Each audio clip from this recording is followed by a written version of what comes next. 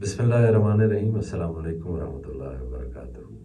साहिबो, शेर, भेड़िया और लोमड़ी इकट्ठे मिलकर शिकार को निकले। उनको शिकार में नील गाय, जंगली बकरा और खरगोश आता है।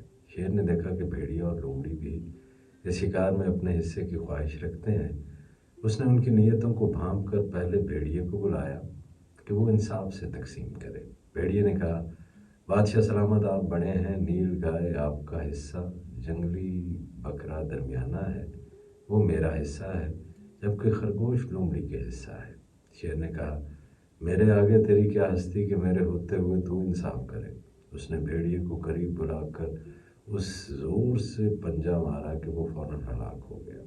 उसके बाद उसने लोमड़ी को बुलाया और तकसीम के लिए कहा। लोमड़ी ने बाअदब होकर कहा, जनाब, ये तकसीम कैसी? ये नील गाय आपके सुबह का नाश्ता है, जंगली बकरा दोपहर को और खरगोश रात को, तनावुल फरमा लीजिएगा।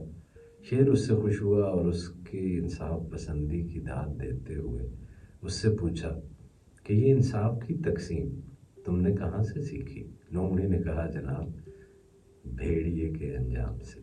चुनाचा शेर ने खुश होकर वो तीनों शिकार लोमड़ी को बख्श दिए।